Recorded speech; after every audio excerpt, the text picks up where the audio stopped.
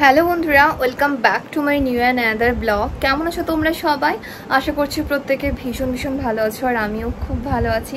যাই হোক, আজকে ব্লগটা আমি এখন থেকে শুরু করছি। ব্লগটা এখন শুরু করছি কটা বাজে, 12টা তো বেজেই গেছে। আমার চোখের অবস্থা দেখো, সকাল থেকে দেখছি চোখটা থেকে মানে জল কাটছে ক্রমশ, এই বাঁ চোখটা থেকে সমানে চোখ থেকে জল পড়ছে, জানি না। আর চোখটা কড়কড় করছে, কিছু ঢুকেছে কিনা বুঝতেও পারছি না।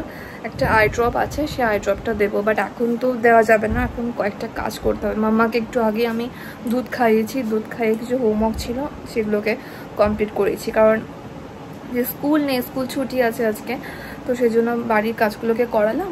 দিয়ে এই যে কিছু প্রোডাক্ট এসছে ভিডিওর জন্য, এগুলোকে এখন শ্যুট করব। ভিডিওটা শ্যুটটা এখন করে নিই, তাহলে পরে সন্ধ্যেবেলায় ম্যাম এলে আমি বাইরে বসে বসে এডিটগুলোকে করে সেটাকে আমি আপলোড করতে পারবো। তাই এখন ভাবছি যে একটা ভিডিও শ্যুট করে নিই, তা নাহলে কি বলো তো, এই যে রোদ গরম না, এই গরমেতে সে বাইরে বেশিক্ষণ আর ভিডিও করতে পারি না। মাম্মা হোমওয়ার্ক করে এখন একটু নিচে গেছে খেলা করতে, তাই ভাবলাম যে এখন ফাঁকা আছে, কেউ নেই, চল তাহলে এখন কাজগুলোকে সেরে নিই।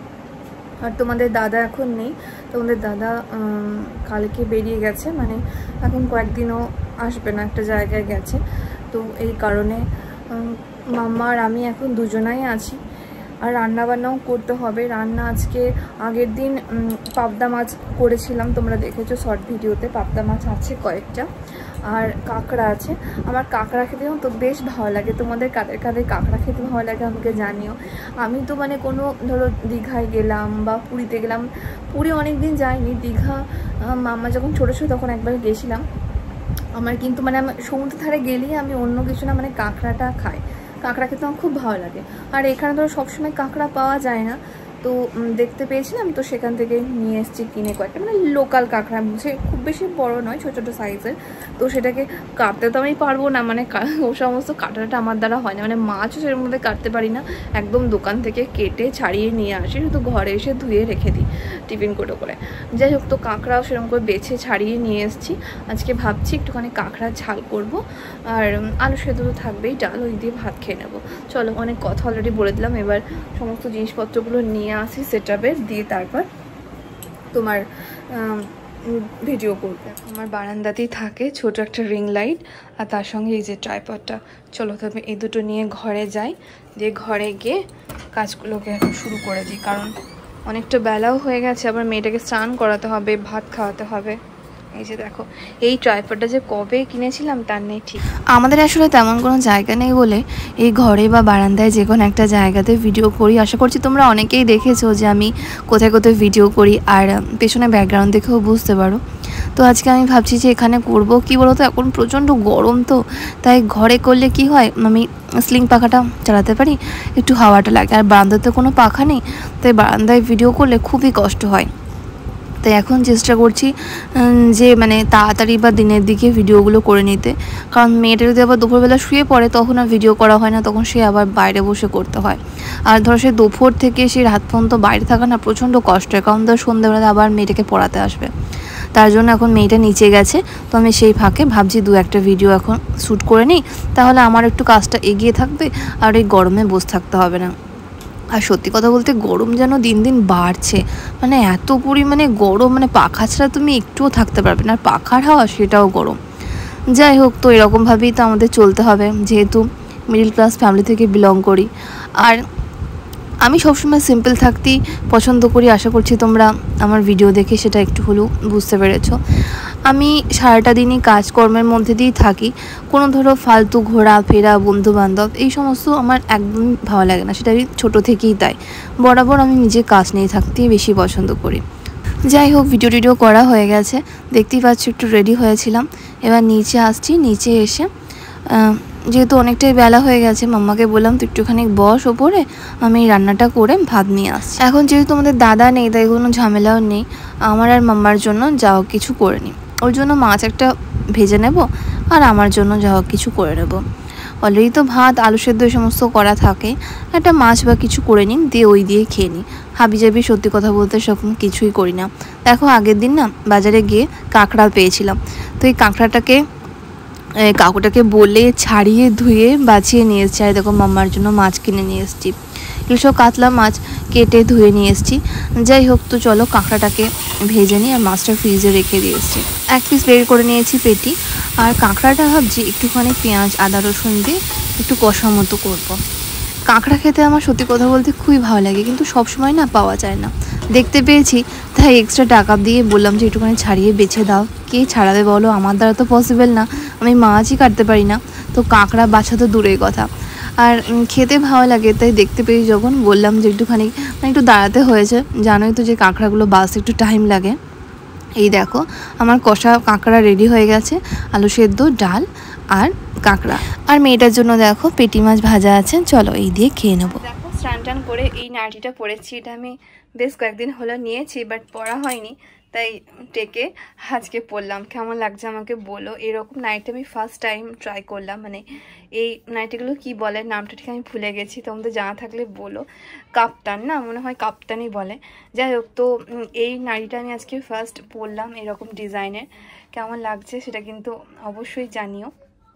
কি বলতো, গরমের দিনে আমি সবসময় চেষ্টা করি একটুখানি কমফোর্টেবল কিছু পরতে, যাতে আমি বাড়ির সমস্ত কাজকর্ম করতে পারি। দেখলে যে ঘেমে টেমে রান্না বান্না করলাম, তারপর ঘরে কাজকর্ম সে একটুখানি ফ্রেশ হয়ে মানে একটু নিজেকে একটু রিল্যাক্স রাখার জন্য এগুলোই পরি। আর এটা একদম পিওর কটনের, তাই বেশ কিন্তু পরে ভালো লাগছে, একদম পুরো সফট। সকাল থেকে শরীরটা আমার খুব একটা ভালো ছিল না, আর আমি এখন ফ্যানটা অফ করে রেখেছি। কারণ কি হয় বলো তো, মানে ফ্যান চললে না ওই ফ্যানের আওয়াজটা মানে বেশি আসে। তাও চলো একবার চালাই। যা গরম, এই গরমে আর থাকা যাচ্ছে না।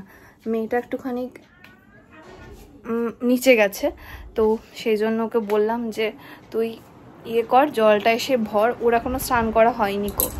ও একটা ম্যাডাম এসেছিল ওর, তো সেই ম্যাডামের সঙ্গে কথা বলতে বলতে ও বললো যে মা আমি এখন স্নান করবো না। আমার ঠিক আছে চল, তাহলে আমি আগে ফ্রেশ হয়ে নিই। আমি আগে হয়ে নিলাম, দিয়ে ওকে আর আজকে স্নান সেরকমভাবে করাবো না, একটু গাটা ধুয়ে দেবো। কারণ ওকে রোজ রোজ না আমি স্নান করাই না, মানে মাথাতে রোজ রোজ জল দিই না, ছোটো মেয়ে তো। কারণ ওর না প্রচণ্ড ঠান্ডার ধাত জানো, মানে একটু কিছু হলেই ওর ঠান্ডা লেগে যায়। সেজন্য ওকে রোজ রোজ মাথায় জল দিই না, গাটা একটুখানি ধুয়ে দেবো ব্যাস। আমি বললাম যে একটুখানি জলটা ভর, কারণ এখন ট্যাঙ্কির জল এত পরিমাণে গরম যে ওই গরম জলে স্নান করলে নিজেদেরই অবস্থা খারাপ। তাও আমি ওই জলই করি, কি আর করবো বলো, নিচ থেকে তো জল আনা যায় না, অতটা সিঁড়ি বয়ে আবার নিয়ে আসতে হবে। জানোই তো আমাদের বাড়ির মানে পজিশনটা কীরকম, সেই জন্য ওই ট্যাঙ্কির জলই করে নিই আমি কোনো রকমে। যাই হোক চলো, এবার মেয়েটাকে স্নান টান করিয়ে পরিষ্কার করিয়ে আমি ওকে ঘুম পাড়িয়ে দেবো। কারণ ওকে সন্ধেবেলা আবার ম্যাম পড়াতে আসবে। আর তার সঙ্গে ভাবছি যে আজকে একটুখানি দোকানে বেরোবো। তোমাদের দাদা নেই কয়েকদিন, এখন কয়েকদিন থাকবে না, ও 4-5 দিন নেই, তো এই কারণে বেশ কয়েকটা জিনিস কিনতে হবে, যেমন ধরো অল আউট। আর আমাদের এখানে প্রচণ্ড হারে মশা। মেয়েটাকে একদম মানে রাতের বেলা যদি তুমি অল আউট না জ্বালাও বা একটা ধূপ না দাও, তোমাকে একদম ছেঁকে খেয়ে দেবে। আর মেয়েটাকে যে কত জায়গায় মানে গোটা মুখে হাতে পায়ে মানে মশাই পুরো খেয়ে দেয় একবারে। তাও তো জানলা দরজা আমি বন্ধ করেই রাখি। আর রাতের বেলা পাখাটা চালাই, মানে পাখা চালালেও মানে গলাটা চোখ ধরে আসছে, ঠান্ডা লেগে গেছে আমারও, মানে এত পরিমাণে মশা। আর ওকেই মানে ও তো বাচ্চা মানুষ ধরো, ওকেই বেশি করে খাবে। যাই হোক, তার রাতে তো ঘুমিয়ে গেলে তো সেটা দেখা হয় না বলো, দেখা তো সম্ভব নয়। সারাটা দিনের পর একটুখানি শুই, তো সেই জন্য আর ইয়ে করলাম না। একটা কয়েকটা জিনিসপত্র যাব বিকেলবেলা, মানে একটু সন্ধ্যে সন্ধ্যে হোক, দিয়ে বেরোবো, দিয়ে গিয়ে নিয়ে আসবো। আর এখন এত পরিমাণে রোদ বেড়েছে, মানে 5টা 5:30 পর্যন্ত রোদ, এত রোদ। একটু সন্ধ্যে হলে তখন বেরোবো, দিয়ে ওর ম্যাম তো সন্ধ্যেবেলা পড়াতে আসবে, তখন পড়ে নেবে। আর তারপর ধরো রাতে রান্না, এখন যদি তোমাদের দাদা নেই কোনো অসুবিধা নেই, আমি আমার জন্য যাওয়া কিছু করিনি, আর মেয়েটার জন্য ভাত করে নিই। দেখো মেয়েটার বইয়ের তাকের কি অবস্থা। এই যে নতুন ব্যাগ স্কুল থেকে যেহেতু প্যাকেজ সিস্টেম, মানে এই দেখো কিডজিতে কি হয় বলো তো, এরকম ধরনের একটা প্যাকেজ মানে আসে, এর মধ্যে সমস্ত বুকস থাকবে, ব্যাগ থাকবে, সমস্ত কিছু থাকবে, কিন্তু ড্রেসটা আলাদা করে দেবে। এই যে তোমরা দেখতে পাচ্ছ প্যাকেটটা, এই যে কিডজির যে প্যাকেটটা আছে, এটা হচ্ছে প্রত্যেক বছর তোমাকে নিতে হবে। এই দেখো ও যেহেতু এবার জুনিয়র কেজিতে উঠলো, তাই ওর 12,000 টাকা লেগেছে। মানে এই টোটাল প্যাকেটটার মধ্যে যে কটা বই আছে সেগুলো সব স্কুলে জমা দিতে হবে। মানে নাম লিখে দিয়েছি, এটা গিয়ে আবার কালকে স্কুলে জমা দিয়ে দেবো, সব নাম লেখা আছে ওর। তো এটা গিয়ে জমা করতে হবে স্কুলে, মানে বাড়িতে একটা বইও থাকে না, সব বই স্কুলে থাকবে। এই প্যাকেটটা সমেত ড্রেস দেবে। তো নিয়েছে 12,000 টাকা। প্রত্যেক মাসে মাসে স্কুলে মানে এই কিডজিতে আমাদের এখানে 1200 টাকা করে মাইনে। তাহলে ভাবো বছর বছর 12,000 টাকা, মাসে 1200 টাকা, এটা কি মানে সম্ভব? কিন্তু কি কষ্ট করে হলেও পড়ায়, কারণ আমরা তো প্রাইমারি স্কুল থেকে পড়ে বড় হয়েছি, তাই চাই যে মেয়েটাকে একটুখানি ভালো স্কুলে পড়াবো, তাই ভর্তি করিয়েছি। দেখা যাক এখন কি হয়। আর এই দেখো নতুন ব্যাগটা বের করে রেখেছি, ওর নামটাও দেখো লিখে দেওয়া আছে, আর জুনিয়র কেজি সেটাও। এবার এর মধ্যে সমস্ত খাতা টাতা নিয়ে স্কুল যাবে। আর বইয়ের তাকের কি অবস্থা দেখো, যেখানে যা পেরেছে সমস্ত ঠিলে গুজে ভরে রেখে দিয়েছে, মানে সব নামাবে, নামিয়ে সব পড়া হয়ে যাবে, সে যেমন তেমন করে ভরে দেবে। এই খাতাপত্র ছিঁড়ে মানে কি অবস্থা, মানে কোনো সময় পেন্সিল পাবে তো কোনো সময় ইরেজার পাবে না, এইরকম ধরনের ওর কাজকর্ম। এই যে দেখো মাম্মা চলে এসছে। কি করছিলে তুমি? বই খাতাগুলো একটুখানি গুছিয়ে যে পরিষ্কার করে রাখতে হয় সেটা তুমি জানো না? হ্যাঁ, স্কুল আছে, স্কুলে যে বই খাতাগুলো ঠিকঠাক করে রাখতে হবে। এরকম কি পড়ে যেমন তেমন করে যা কিছু ভরে রেখে দেবে, এগুলো কি মানে খুঁজে পাওয়া যাবে? পরে তো কোনো কিছু খুঁজলে খুঁজে পাওয়া যাবে না।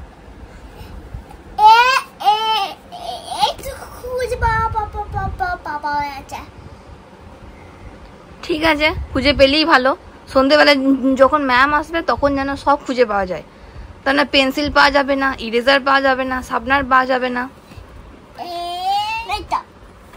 আর আর কালার্স গুলোর তো এই অবস্থা। হ্যাঁ, এই দেখো অর্ধেক কালার্স নেই, অর্ধেক ভেঙে চুরে নষ্ট করে রেখে দিয়েছে। এইগুলো নিয়েই তুমি কাজ চালাবে না, আর তোমাকে কালার্স কিনে দেওয়া হবে না। চলো এবার মেয়েটাকে একটুখানি পরিষ্কার টরিষ্কার করিয়ে দিই, তারপরে ওকে শোয়াবো। আজকে ব্লগটা তবে এখানেই শেষ করলাম। কেমন লাগলো আমাকে নিচে কমেন্ট করে জানিও, ভালো লাগলে লাইক করো, শেয়ার করো, আর হ্যাঁ ফার্স্ট টাইম দেখলে আমার চ্যানেলটাকে সাবস্ক্রাইব করতে একদম ভুলো না। ততক্ষণ টাটা, গুড বাই।